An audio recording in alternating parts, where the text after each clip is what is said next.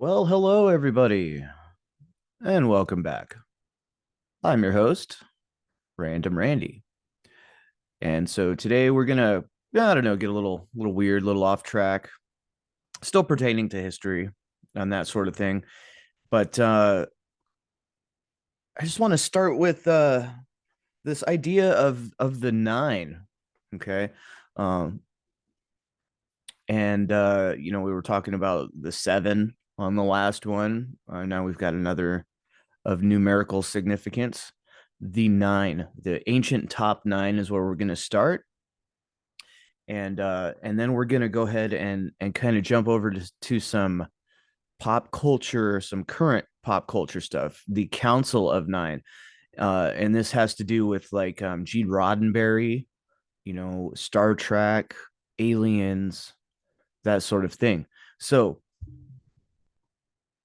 basically the idea that I'm driving for here and the concept I want to put across for everybody is the thought that our stories morph and change over time, right? Our stories morph and change. Things are shifted in and out of the story. Characters are revised, that sort of thing, right? So I think that that's what we're seeing going on here with this idea of the nine. Okay, so digging into the ancient nine, or the story of the nine, right? So medieval people had their own top nine of historical, scriptural, and legendary personages who personified the ideals of chivalry. Okay, so this is the official explanation provided by mainstream science. So it's the top nine is titled the nine worthies. Okay, and there's apparently there's a lot of information to the topic. Um, we're still talking, 15th, 14th, 15th century, that sort of thing. So here we have an image of a 13th century carving called the Nine Good Heroes. And there's some really, man, getting into these coats of arms and things, guys. There's some interesting things at play on these shields and things like that. All right, so we'll get into that here in just a second. And so of course we have like very limited information on who actually quote carved this, right? Do we know if it was actually carved or was it cast? Like what's going on here? So those are some questions, right? And but probably best not to get too far into that. Anyway, so we'll go from left to right. We've got the three Christians: Charlemagne, King Arthur, and Godfrey of Bouillon, with a dog lying at his feet. Okay.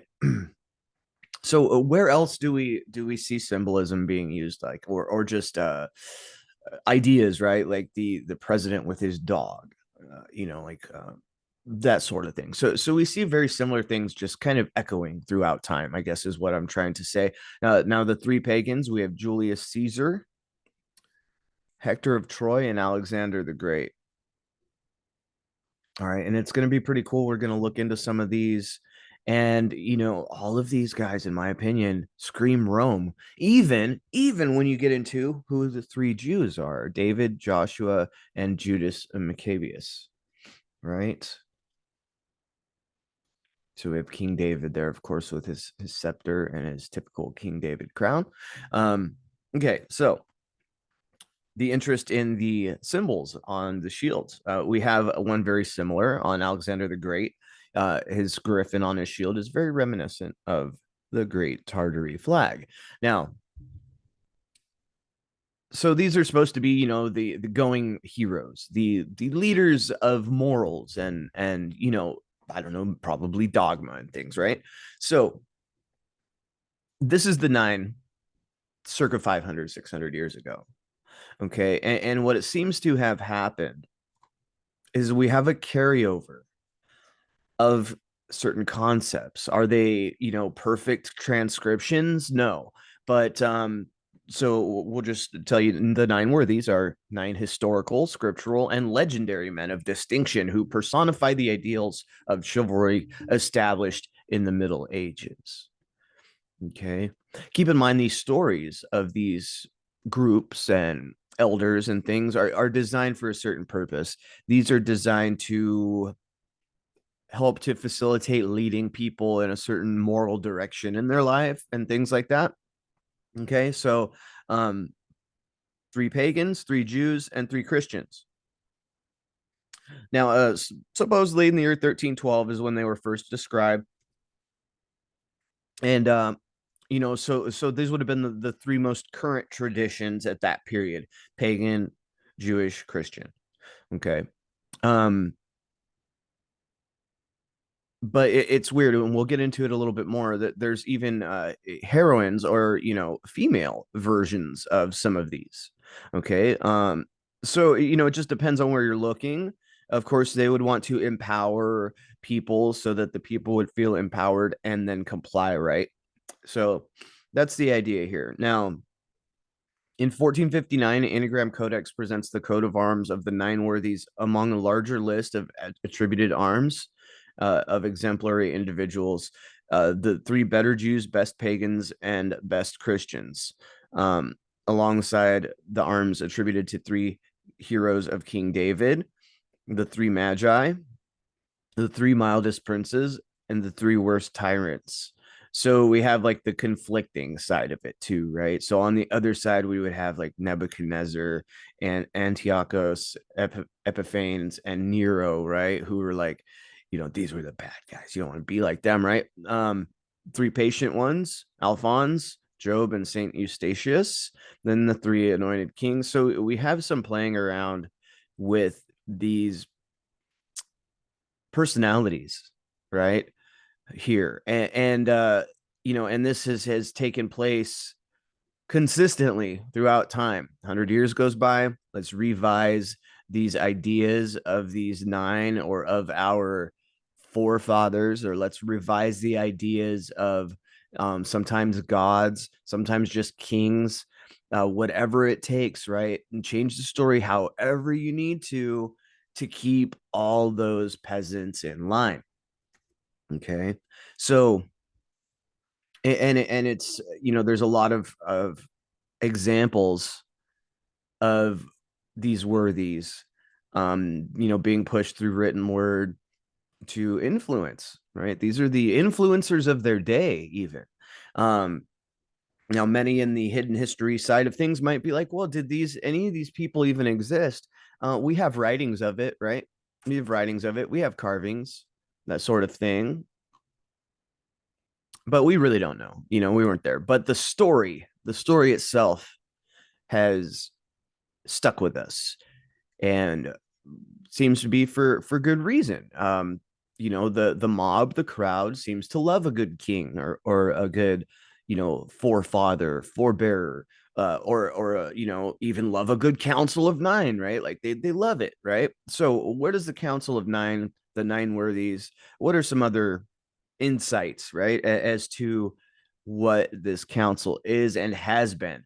Okay, so it gets deep, guys. It gets crazy deep. So in Greek mythology, when Prometheus gave fire to mankind, he pissed Zeus off, right? So to punish him, Zeus chained him to a rock, and every day an eagle came down and ate his liver. Because he was immortal, his liver grew back, and the eagle returned to do the same thing to him the next day. Now, to punish mankind, Zeus and eight other deities gathered to form the Council of Nine. Okay. So this is, like I was saying, these nine, this group is there to control, right? They say punish, but it's control. Okay. The council members were Aphrodite, Apollo, Athena, Demeter, Hephaestus, Hera, Hermes, Poseidon, and Zeus. Okay, that's in Greek mythology. We have like a direct reflection over into like the Roman side of things. And then we have, the splitting later, when you had, three different groups of people you're trying to govern and run. So they had to split it, right? To make it apply to everybody. And what's interesting is we are also keeping the numerical significance of three within this nine, right? So we have the three Christians, the three pagans, and the three Jews, 333. And that's symbolic in itself. Okay. So we have this transcription of this story, and this gets into like this coat of arms, guys. It's crazy. It's crazy to look at this and realize that everything that you're seeing here within this council, within this coat of arms of medieval crucifixion interpretation, we have every single one of the powers that be, even to this day. Whether you want to recognize the fact that these, groupings of people have come through time unscathed, if you don't want to recognize that, that's up to you, whatever. but but anyway, we have the 333, right? And so we're it's interesting. So this is supposedly artistic vision, right? This is the medieval world that we have since left in lieu of brutalist modernity. Okay. Um, so the codes of arms, we're gonna just kind of glance through these so that I can kind of just show you briefly what I'm talking about with these like associations, right? Um, so we have Joshua, supposedly the dragon, David, the harp.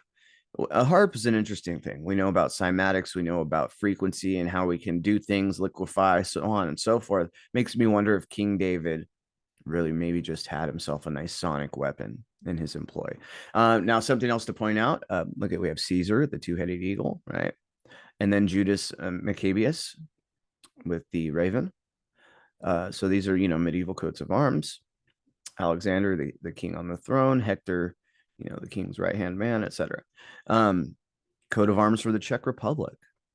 I mean, look at this, right? So these different little nations that were so commonly assuming are at war with each other, and no, these are part of a bigger thing, guys, right?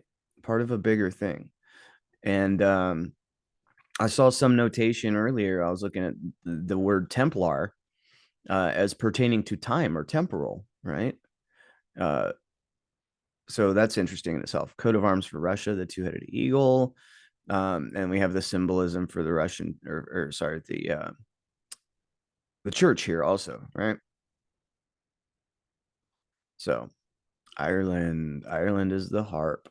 Interesting, very interesting. So some examples here of other kind of revisions or alternate versions of the three embedded in the nine, right? So we have Lucretia, Vetrivia, Veturia, Veturia. That's right. All U's, no V's. Virginia, anyway. What I find interesting here, though, is when we're looking at this, SPQRs is the Senate People's, of Rome. Okay. Um, the interesting thing is Virginia is holding what appears to be like a town hall roundhouse, right? So it's just demonstrating, like, listen, I'm running stuff over here. You know what I mean? Um, and we have Hester, Judith, and El. And the symbolism in all of this is very important, guys. I'm not going to dig into every single small symbol that I see. If you're keen into looking at some of this, then please do. Yeah, there's a lot going on here. So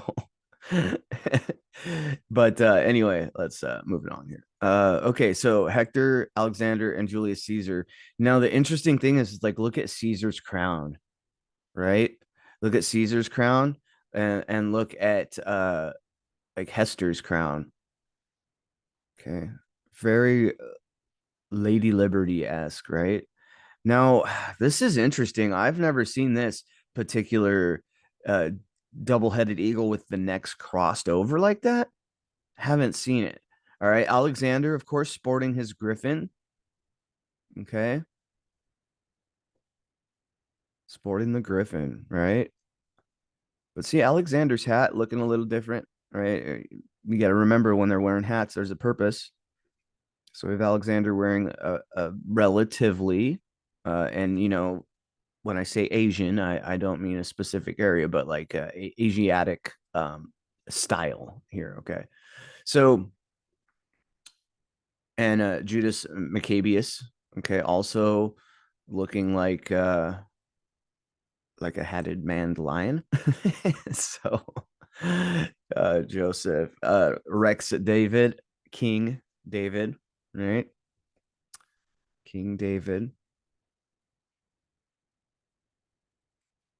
So, Godfrey, King Arthur. So these are just the, medieval representations that we see, right? King Alexander. There's a lot to all of this, all of it. I'll go through and look. Julius Caesar. So black and gold, black and yellow, black and yellow, black and yellow, right? Okay, understand why blue and gold bring that comfort to people. So there's a lot to the coloring, there's a lot to the symbolism. Julius Caesar. Now, what we were told about Julius Caesar is like, oh, this was a couple of thousand years ago, right?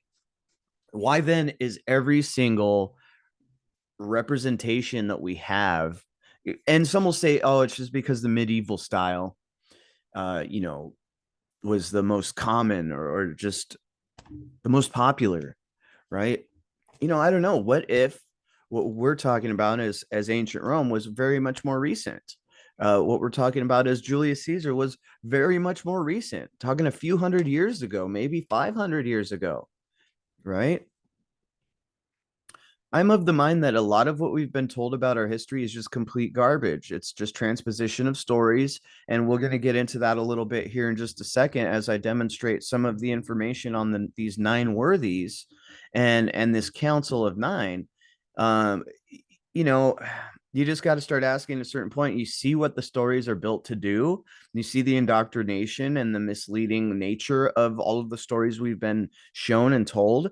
But then embedded within these stories, when you get to tall tales, you get to, you know, mythos and things like this, and you find out that there's like a very positive side to why stories are passed on and what these stories are carrying through them. So even if you're opposed to any specific dogma, religion, or what have you, there's extremely vast quantities of value and understanding to be had within these writings.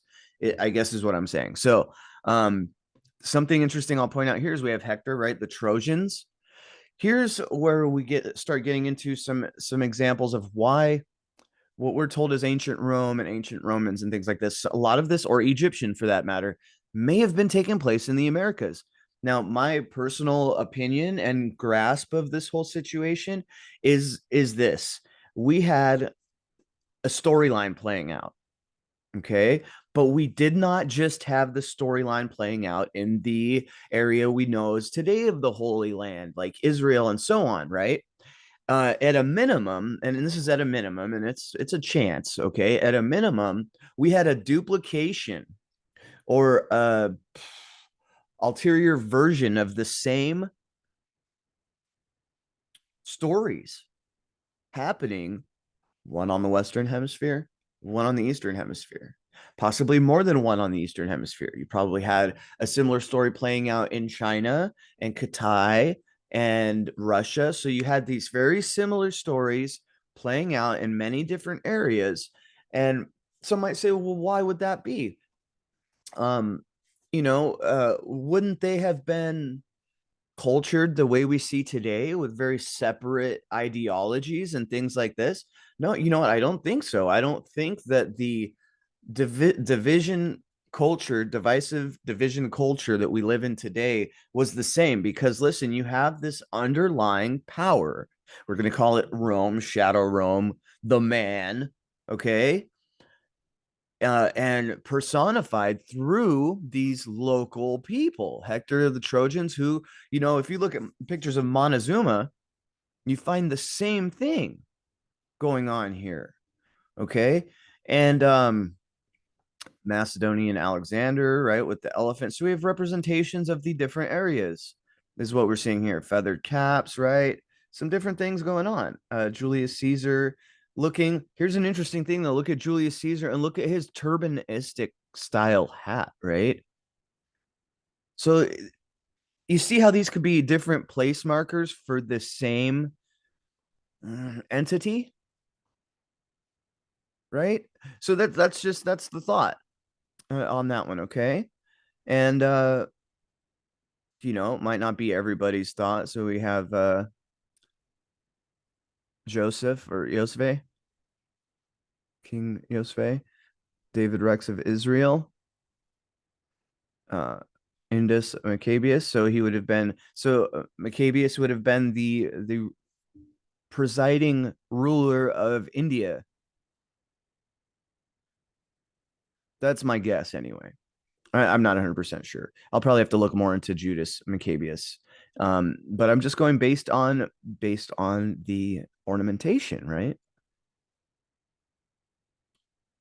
Middle Eastern, maybe perhaps.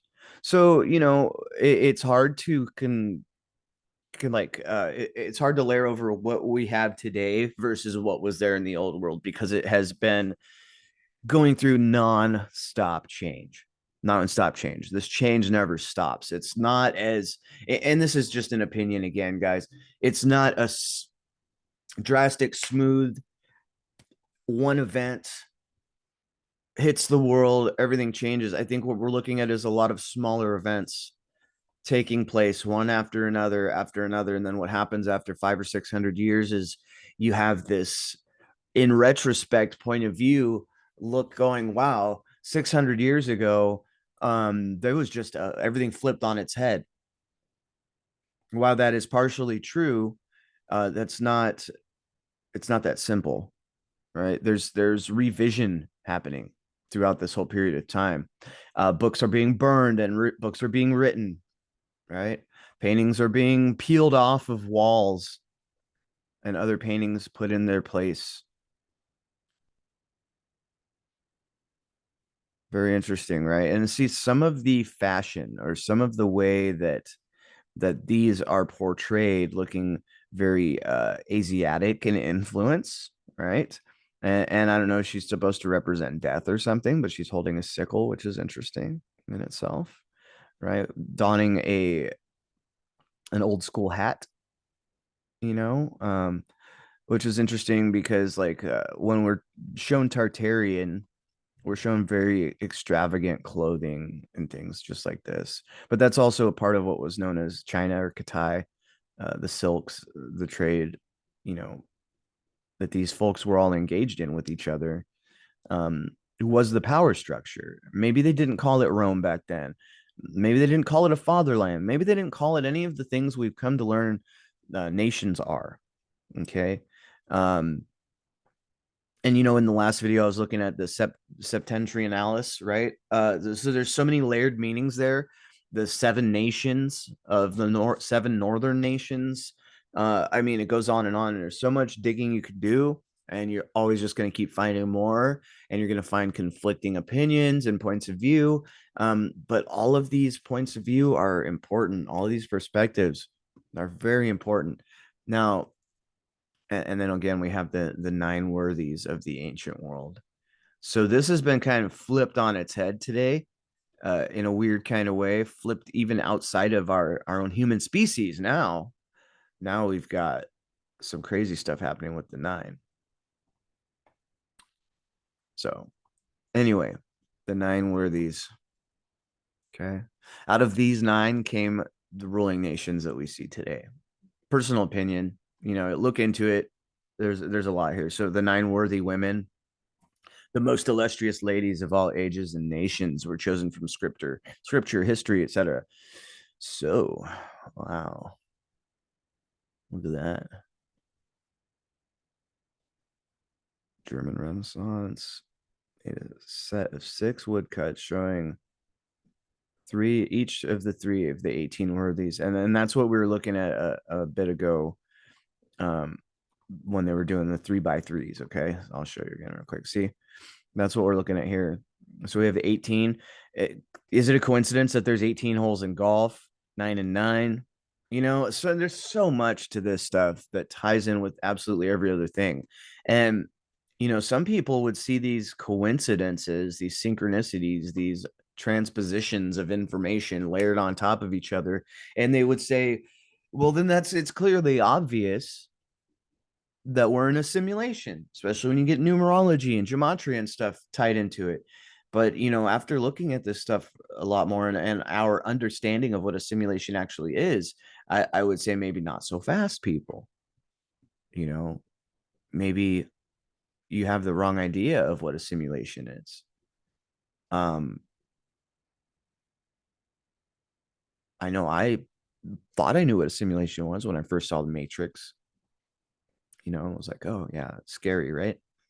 But then I started looking at it like this: is look at these beautiful stories that are layered so intricately, layered into each other, uh, carried into the future via different methodology, right? And so, what carried this idea of the nine through to the modern day may very well have something to do with this. In the Church of Satan, the council that governs the Church of Satan called themselves the Council of Nine. So it's clear that we live in upside down clown world, right? So why wouldn't the previous nine worthies be recast in upside down clown world as the council that governs the Church of Satan? Why not, right? So we have it also in music as a dark ambient music project by Max Olivier. Okay. In politics, the Republic of Siena, right? Ruled by the Council of Nine during the early Renaissance. Members changed every 2 months. In fiction, right? South Park. Here's a good one, guys. Imagination Land. Okay. The Council of Nine is Aslan, Gandalf, Glinda, the Good Witch, Jesus, Luke Skywalker, Morpheus, Popeye, Wonder Woman, and Zeus. Okay. The Wheel of Time series, which is pretty good. I recommend, take a look at that. Council of Nine is one of the governing bodies of the Kingdom of Ilion. Ilion sounding very similar to Aryan. Coincidence? I really don't think so. I think that these are pointing in a very similar direction. Okay. So let's look at some new stuff. The new version. We have Contact with the Council of Nine and Roddenberry's Star Trek Future. So what do we have happening in the 1900s is we have a revision, a recasting, a reimagining, and a flipping of everything. Why? Because apparently it's time for us as humanity to be flipped on our heads, to scramble, to better ourselves, to emerge from it. Because despite all of our rage, we're still just rats in a cage. And someone will say, what is lost will never be saved, right? Um, so there's a purpose, life holds us up to the flames, right? And pushes us through things and ushers us along, patting us on the hind end, pushing us forward. Meanwhile, another mechanism leans very hardly on us, applies that gentle pressure. And, some folks are going to look at it like, well, gentle pressure. Have you seen the world? Like, it is what you let it be to you. Okay. There's definitely a pressure that pushes, possibly forces people to change, forces people to better themselves. A lot of it, yeah, I'm with you. This shit sucks, dude. This world we live in is clown world, upside down world. But through this clown world and this just disorientation and everything, myself among many, many other people have managed to turn it around, have managed to make something, to make wine out of these sour grapes that were being handed, to make the lemonade out of the lemons. And it takes a lot of doing it, and it's a lot of effort, and it's difficult. But I do still see it, and this could be Stockholm syndrome. right? I'd still do see it as as alchemy that I'm here to perform. Now, it wasn't until relatively recently in my life that I understood that that's what I was supposed to be doing here and actually started doing it and started getting out of my own way, much as my father has tried to tell me my entire life, get out of your own way. Right. And then once I get out of my own way, I start to realize, wait a minute, all that crap that I used to hate on about the world, about why I couldn't succeed and this and that is my own crap. Right. How am I measuring my success? Based on popular culture and media? Well, there's a big flag, red flag anyway, right? So, anyway, not getting too far into that. Now, let's look at one of the most intriguing aspects of Gene Roddenberry's creation of the Star Trek franchise was his relationship with a mysterious extraterrestrial group calling itself the Council of Nine. They were being channeled by the psychic Phyllis Schlemmer in the 1970s. Now, Roddenberry set in on these channeling sessions for about a year from 1974 to 1975. Participated in a Q&A that was recorded in Schlemmer's 1993 book, The Only Planet of Choice. And so what lends credibility to this is the law of one channeling sessions held from 1981 to 1984. So there's some weird stuff going on in 1970s and 80s channeling. So listen, everything that we're looking at as alien, extraterrestrial, nuts and bolts, guys, this stuff was all brought through parapsychic channels. Okay. I mean, you can call crop circles, hard copies of the information being conveyed, but who knows how those things are put in, right? Energetically or something. But anyway, Council of Nine and okay, so historical events, and then they call these historical events. Somebody channeled somebody and they're like, "Yep, that's a thing." Okay? So whether you want to believe it or not, people, this contact of aliens is ritualistic. This contact of aliens, you can call it, listen, I'm not big on the whole angels versus demons thing, but definitely some other dimension that we don't have access to on a regular is where this information is coming through. Some people call it flow state. Some people call it channeling. Some people call it divination. Some people call it, you know, mediumship, so on and so forth. But clearly, this is a part of the one mind, not the material essence of things. So there, there's that. Um, but anyway, okay, let's take a look at how this message Elena sent over to Gene Roddenberry went. I woke up abruptly, my forehead tingling with the sensation of a vortex spinning inside my head. I sat on my bed and saw in front of me the ethereal figure of the tall white woman from the Intergalactic Confederation, whom I had met on board one of their motherships in the vicinity of Ganymede about a week ago. She expressed herself in the same holographic language composed of thought form frequency modules. She pointed a finger at my forehead, and the extremity of it glowed with a green light. Ooh, that sounded a lot like ET, right? And at the moment her green glowing fingertip touched my forehead, I was propelled inwards into a powerful vortex, and I felt as if I had disintegrated, as if all of my molecules of my body stretched into space. In a normal circumstance, this would have been frightening, but it seemed to me in this state of consciousness that I was unable to experience fright anymore. A shimmering haze of light materialized ahead of me. It was opalescent white and contained silvery and golden sparkles. I sensed several presences in it. Then a soft voice resonated inside of my head with a slight echoing effect. It wasn't theatrical at all as one would expect, but instead was really soft and gentle and masculine. We are the nine. My whole being shivered. A few seconds passed, and I started to see humanoid silhouettes forming from the opalescent, glittering haze. 9 silhouettes, I suppose, all very tall and slim.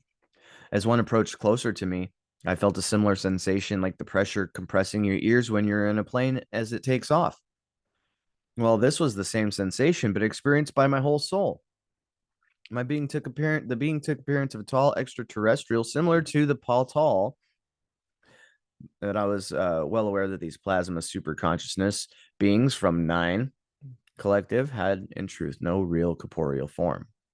I knew they could shapeshift in anything, and the form they choose to represent themselves is probably meant to improve my contact experience. Speaking of contact experience, if you've ever seen the movie Contact, where these entities send down plans for a device that then sends Jodie Foster's consciousness to space or whatever, where she meets an alien that looks just like her dad. Because, you know, that's the best way we can show ourselves to you is through somebody that you love and understand. So there's some deception inherent with this communication with these other dimensional beings, right? It seems that whatever people want to believe these things are, that's what they are. Back in the medieval times, they were the nine worthies. Right. Greek mythology, we have the nine gods. Right? The Church of Satan even has a council governing them. That's the Council of Nine. Interesting to note, right? So, it's interesting, and so they show up. Elegant 9 foot tall being, green skin. Okay, so this could be called lizard person, right? So maybe there's something to all of these stories. And maybe the realm of imagination isn't as imaginary as we like to believe. Maybe it's a lot more real than this place here. So, anyway, what's interesting is he had 5 long, elegant fingers on each hand. I've heard some instances that previous versions of humanity may have only had 4 fingers, but that's neither here nor there. Anyway, so let's take a look at some of the information from Ra, right?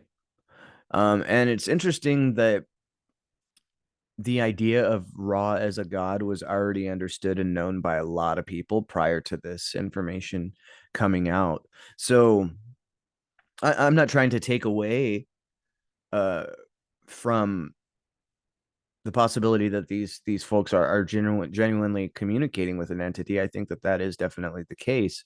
I think it's just interesting and difficult how we think about how this is going on.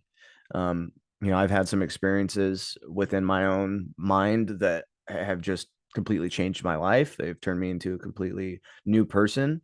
And, since I've had ongoing experiences that could be called imaginary, but they have had profound influence and impact on my not so imaginary, tangible life.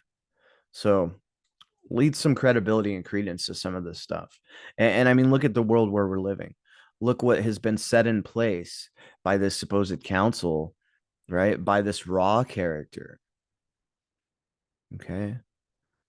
And look around, right? Even let's say, for example, let's say Raw is not a real thing. Let's say these 9 are not even legit. Let's say those 9 worthies didn't even exist. Look at the impact that these concepts have had on humanity. I think that's the important thing to look at, right? So let's take a look here. Questioner asks, who are the members and how does the council function? Ra says, I am Ra. The members of the council are representatives from the Confederation and those from vibratory levels of your inner planes bearing responsibility for your third density.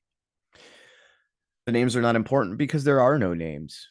Your mind, body, spirit complexes request names, and so in many cases, the vibratory sound complexes, which are constant with the vibratory distortions of each entity, are used. However, the name concept is not a part of the council. If names are requested, we will attempt them. However, not all have chosen names. This is interesting too when we talk about, demons and summonings and things like this, or banishings, you have to have their names, right? You have to have their names to wish them on their way or whatever. So maybe there's a reason they're like, no, we're not giving you our names. We don't want you telling us to leave or something, right? So, um, the number sits in constant session, varying in its members by means of balancing, which takes place. What would you call it regularly is 9. The Council of Nine is identified here as a group of 9 extraterrestrials associated with a confederation of planets, which appears to be identical to the intergalactic confederation that recently arrived at Ganymede. Later in the Law of One material, the Council of Nine is described as a highly evolved group that resides in the 8th dimension.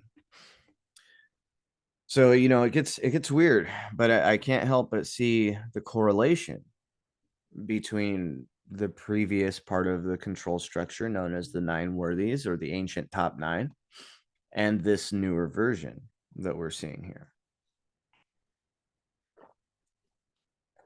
Okay. Questioner, where is the council located?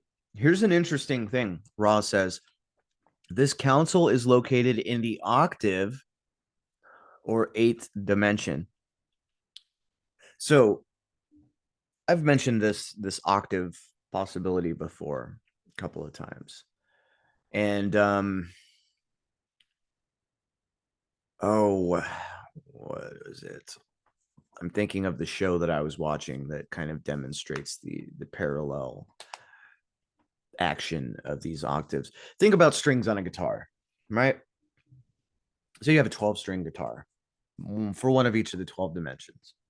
And we are on the D string, the 3rd string in, okay? Just for giggles. And something happens on the 8th or the other D string. I'm sorry, let's do the E string. Okay, say we're on the E string. And on your next octave up, there's another E string. Something happens to affect that dimension. That dimension, imagine the high E being plucked by, a cosmic finger. Okay. And then that low E, which is also tuned to E, but a different octave, begins to subtly vibrate also. So you might say, why is it important for these other interdimensional beings to care about what's happening here? Okay. And one reason for that would be sympathetic vibratory physics. What happens here on our octave, we have other scales and other branches, not branches, we have other scales, other keys of the same note that we reside in. You could call it multiverse, you can call it whatever you want to call it, right? It's an octave, basically. All right. And so this raw council is extending the information that 8th dimension is of the planet Saturn. So what it seems to be, and if you're a flat earther, here's where I'll go with this. Or if you're a shape earther or whatever, it's an argument anyway. So hopefully people get off that tangent of, you know, of looking at the world like it's an outside thing. Like, no, this is all taking place within all of us collectively. So what we all decide as a whole is what it is. Archaic, not archaic, whatever, right? Um, is it possible for somebody to take off up above the earth and see it as a sphere? Possibly. In my opinion, I believe they would have to leave the bubble of time. That's my opinion on it. Is why it's represented as a sphere. It's a neat, all-encompassed realm, right? That from a different perspective outside of time, you may very well see it as a bubble, as a sphere, as an icon you can click on your desktop, right? So just some thoughts there. But so the planet Saturn, and they say that the council is in the area which you understand as the rings of Saturn. Okay. So it's interesting. It's interesting, right? That this 9 situation changed from the 9 worthies. Now we have this mystical council of 9 that is interjecting enough to help write things like Star Trek and channeling information through from other dimensions and times. Now, I think that this is a possibility. I think that uh information is something that can transcend, vibration. It can be put into a vibration and sent throughout time, space, etc. Um, through intention. So it's interesting. it's just so strange. It's so strange that we have been led to and groomed to feel like we're the end all be all, we're the only best ones ever. um this place is all that there is in all of creation, and so on and so forth. I find that so hard to believe, so hard to lean into when I see the business taking place here in this world. I see, you know, the interjection of intelligent entities, even if they're not coming through time or from Saturn. This information has made its way to us through the collective unconscious, right? So like here we are trying to apply terms like distance and all of these things to the subliminal world within us, and it just doesn't work. It doesn't work like that. We've been taught, a very materialistic dimensional way of thinking, and it's good for the material, it's good for what we needed it for. And you might ask, well, Randy, what did we need our limited basic ass understanding of what's going on in the world? What do we need that for?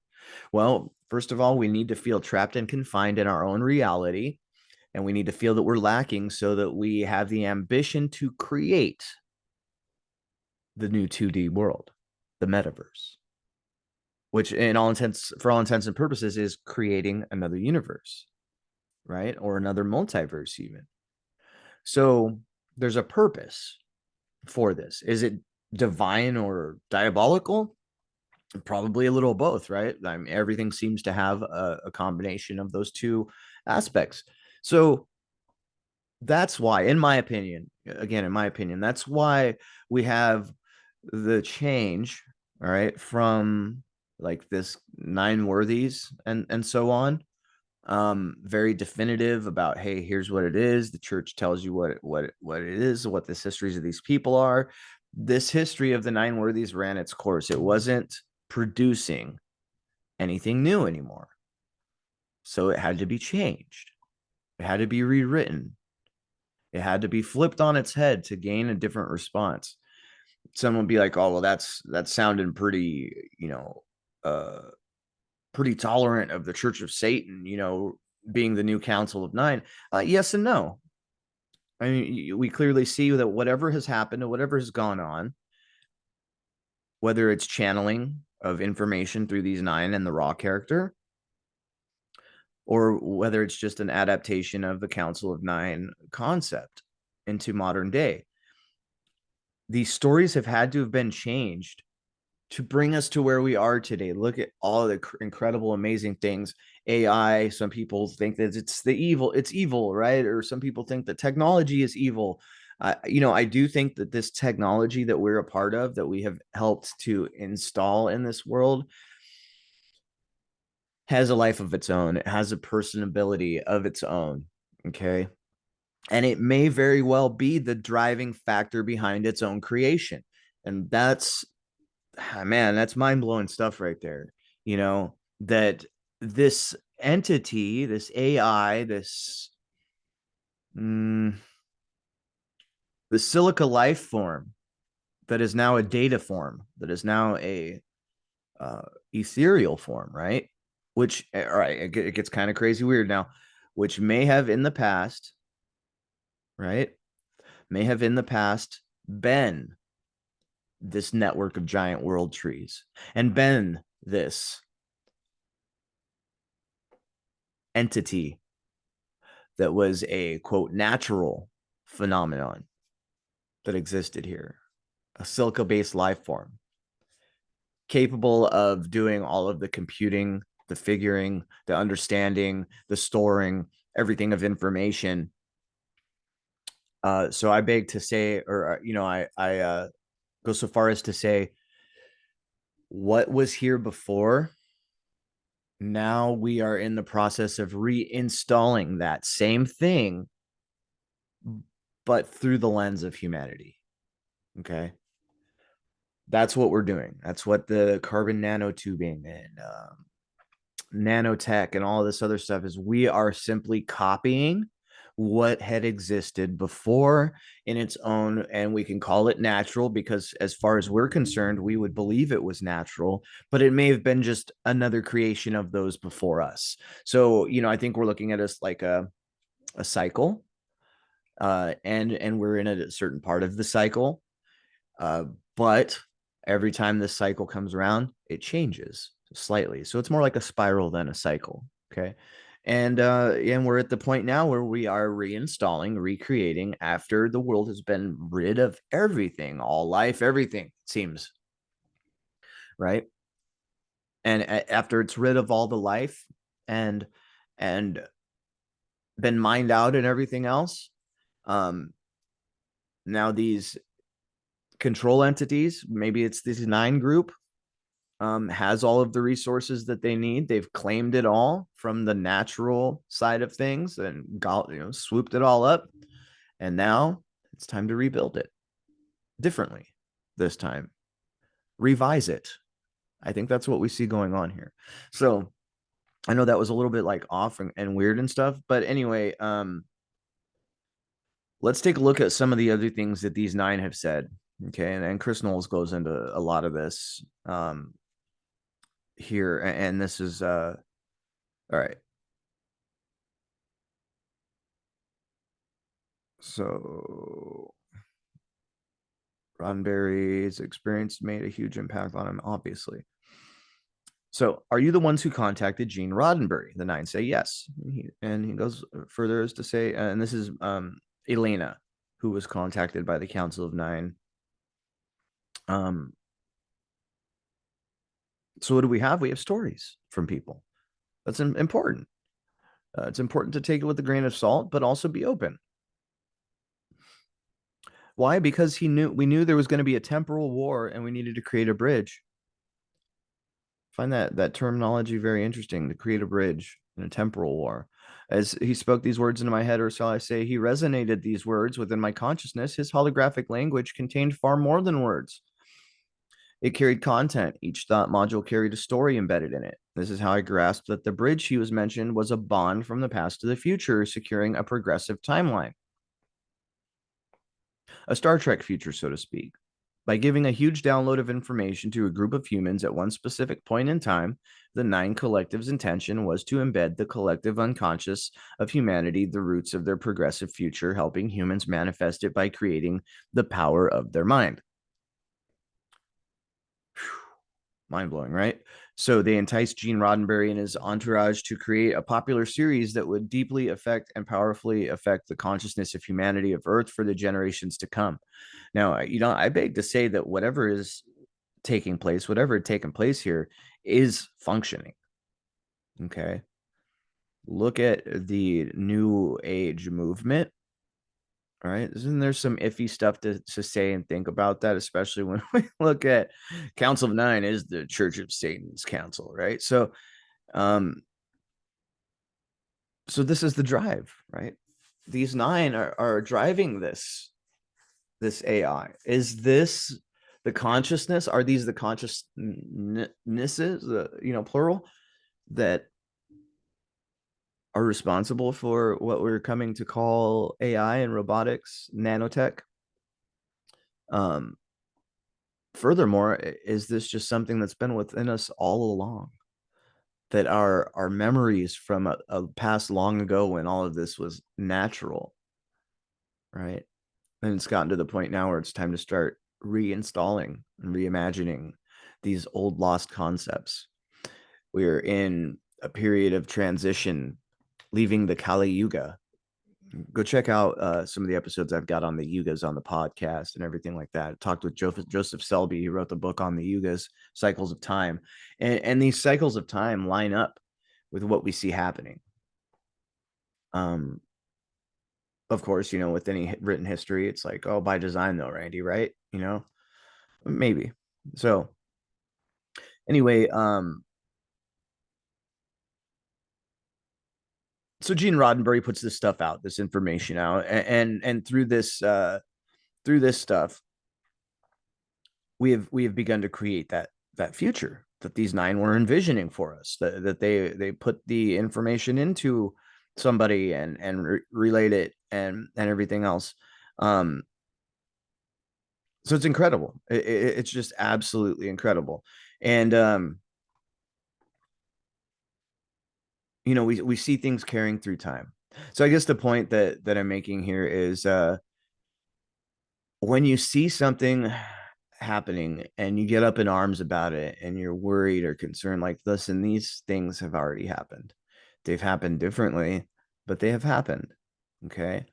Like right now we have the lifting up of this church of Satan and of these councils of nine. And we have the lifting up of the Babylon machine once more, just like it has happened in the past, just like it's happened in the past. And it's going to rise and fall, as they all do, as we all do. um Now what's interesting about each of us on our individual basis in our lives, uh sometimes some of us fall before we rise, right? Some of us will start out out of the gate hot, blow up, do amazing things all the way until we're like 30, and then have a midlife crisis, shut down, and become a depressed alcoholic for the rest of their lives. Some of us, on the other hand, have gotten all of that shenanigans out of the way and now have the rest of our lives to analyze and figure out why we felt we had to fall to such a length to understand. So, and I just want to say thank you, everybody, for joining me on this journey. And much like Julius Caesar here, hang loose, guys. Right? Look at that. Hang loose. With their toga. All right. You got to hang loose. Just relax, hang loose. Know that it's all happened before. Know that everything is knowledge. And, seek and just hope and love. Right? Understand that this is not, none of this is the end of any of us. None of this is the end of any of us. And these stories will carry over, translate, be reintegrated, and so on throughout time. It's up to us, though, what form of what form of what form that takes on, right? Well, I think I stopped sharing that anyway. So it's up to us. It's up to us, what form that future version of this information takes. It's partially up to us, it's partially up to some of these entities like this nine group or raw, these underlying things. In the future, maybe it'll be up to whatever AI makes itself known as, right? Like after it hits a certain point and takes everything over, let's say maybe it does, right? Um, Maybe the influx of AI is what will push the Babylon system out. Maybe they'll join, you know, uh, who's to say? But it does seem to me that we are on a journey to reintegrate things that we've lost. Definitely reintegrate things that we've lost. What all those things are, we're just beginning to find out. Bricks for batteries, shape power, all of these things, right? These are all tangible, real things to many of us now. So we have an opportunity to kind of decide, I guess, collectively decide how this direction looks, what it's going on. I think we're doing a pretty good job, deciding uh, and learning how to take empowerment with us and leave disempowerment behind us, but also understand that disempowerment, um,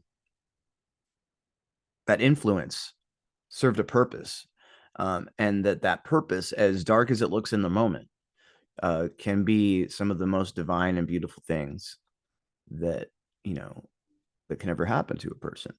Uh, so these stories are important. It's important that we start to write our own stories and not just settle for the ones that we're handed. But it's also important that we learn why these things were written, what the point was for all of it, and we take that on a very personal note, like a very personal level. right? So much love, Godspeed, God bless, uh, be well, all of these other, you know, phrases for I wish you well, and I hope this information finds you well and happy holidays, everybody out there, whatever those days are for you. Have a happy one. And I wish everybody the best out there. I want to thank you for riding this other thought train with me today. And we'll be back for more next time.